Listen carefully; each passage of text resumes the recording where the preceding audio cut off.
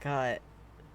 The Never-Ending Misadventures of Atsuko Kageri is Yes. next on the list. This is the Little Witch Academia fic? Yep. It's not rated, no archive warnings apply.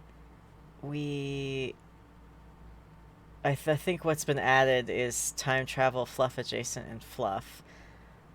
Listen, if you only put girls inside of a school, the only thing you're gonna get is more lesbians. This is true. I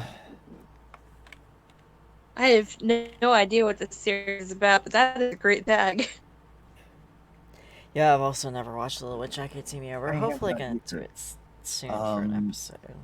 The only voice I know that I was doing is Professor Qua, because I have no idea what any of these characters sound like. Me neither. He was described as being an adult, so... I don't... We've jumped around a fair amount, I think. I don't have any preference. I'll keep... Oh, hey, Anna's in the chat. Cool. Hi! Your fic was good. He's the babiest of babies. I know very little about Friend Sim, but I liked it. Yeah, that was really good. So good.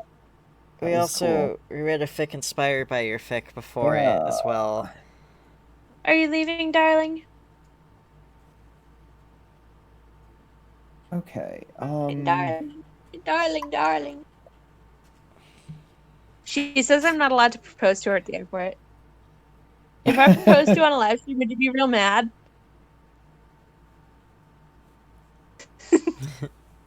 She says nothing. Will you marry? And then the call cuts out. God. Will you marry who?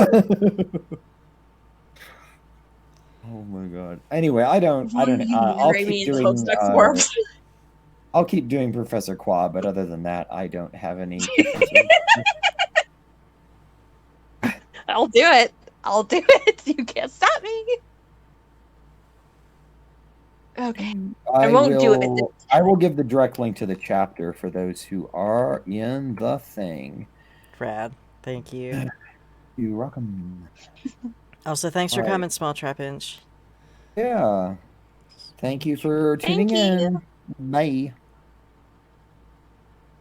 Okay. Anyway, who wants to do what? I have no idea what's happening. I guess I'll read Diana. Okay. I'm just gonna pick a... I think it's just Diana, Akko, Professor Qua, and that's it for this one, I'm pretty sure. Okay. Cool. Narrator. Oh, and Ursula. Wait, Ursula is the same as some character. Shit. Chariot. Chariot and Ursula are the same. That's right. Okay.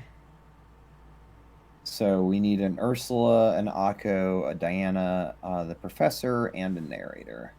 I can narrate because I have no character voices. I'll do the Professor and Ursula. I guess I'll do her.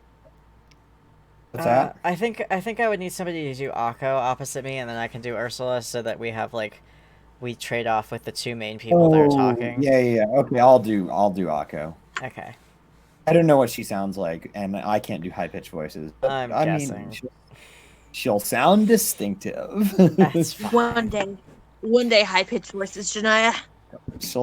No, actually, because I have a low voice, and I come from a family of women with low voices.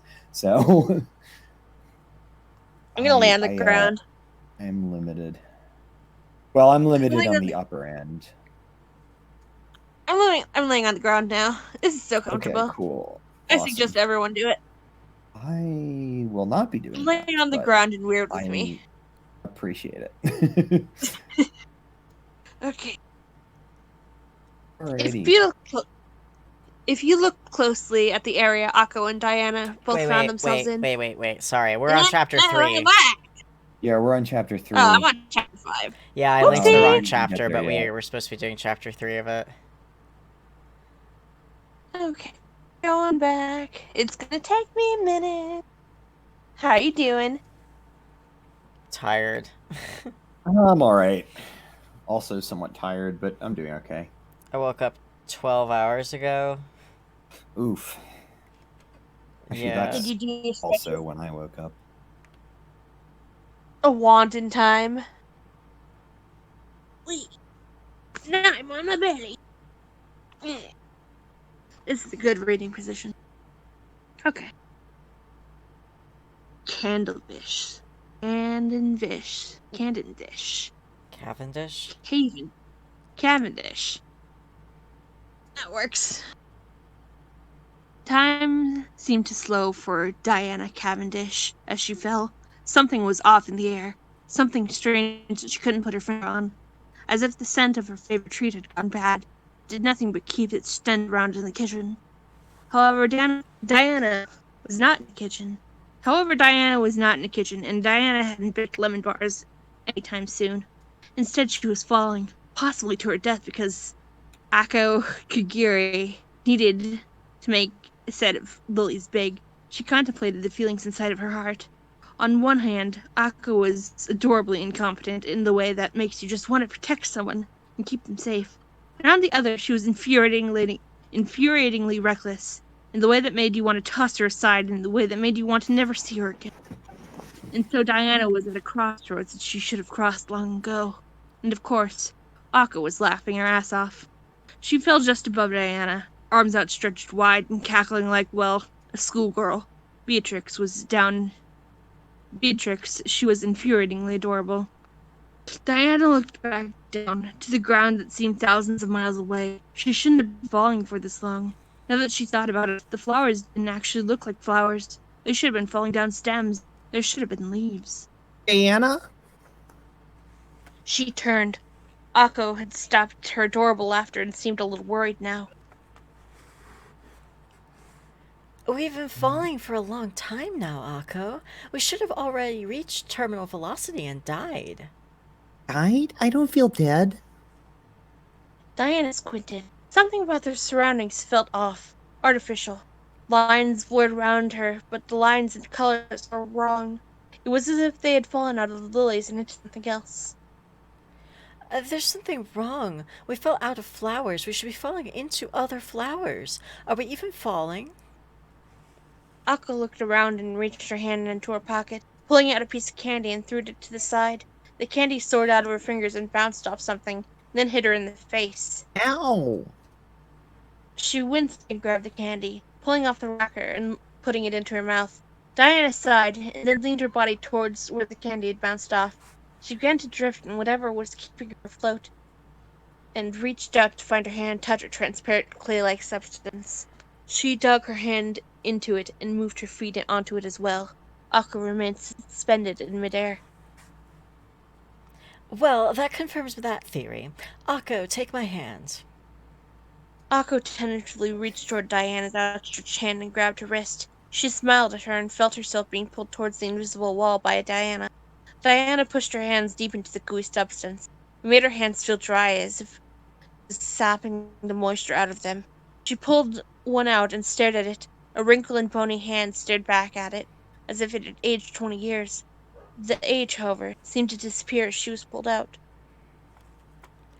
What is this substance? Okay, now I have to come up with a voice for Ursula, I guess. What is this? The Ursula from the Little Mermaid. What is this substance? Ursula hovered on her broom in front of the massive billowing pillar of energy in front of her. Professor Qua. That's how you pronounce French words. Hovered next to her, doing a quick scan with the drone she used as the broom, and then looking at the results. It appears to be a large concentration of time magic centralized entirely within this pillar. It's almost as if the lilies have liquefied it. Fascinating. Ursula gave a sigh and shot Qua a look. This is fascinating. What if Akko is in there? Perhaps it'll awaken another one of those words, then. She seems one to get through it.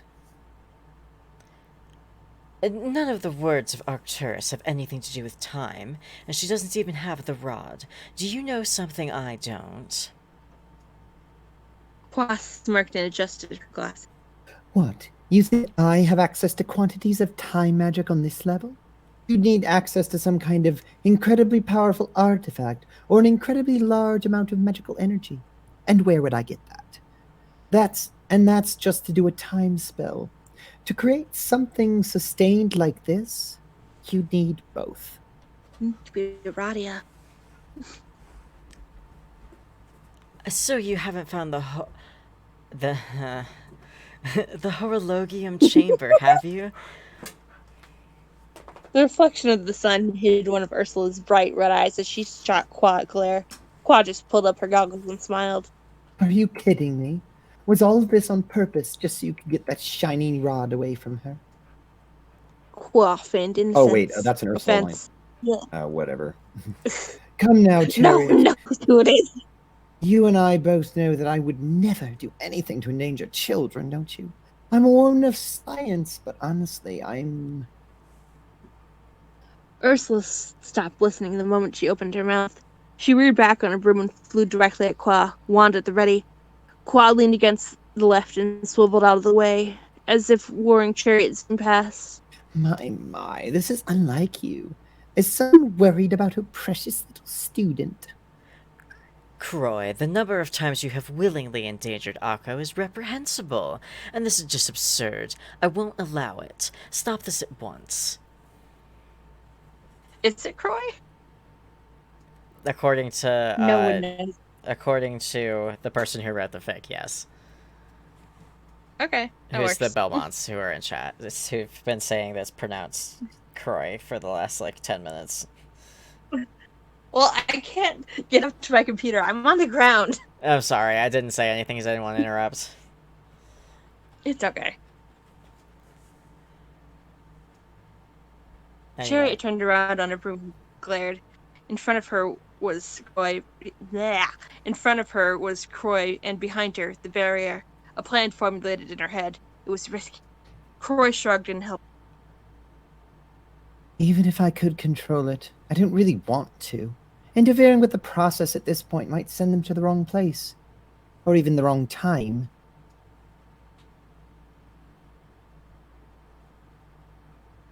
Chariot ran the numbers in her head.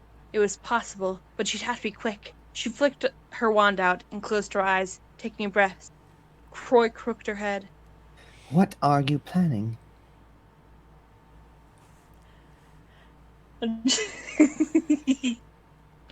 Sorry. She smirked, holding her wand to the side as she charged towards Croy. Croy smirked again, dodging to the side, but Chariot threw her arms out and yelled a spell. Defraniendo. The smirk on Croy's face fell as an explosion wrapped up both of them, catching Croy, Chariot, and both of their brooms in the aftermath. The tube flew out of control and careened into the pillar, just disappearing inside. As the pillar pulsed blue, then red, and finally a brilliant white light as the pillar thinned and then disappeared, leaving behind a huge garden in the courtyard of Luna Nova Academy. Cool. Thinks in French. Same.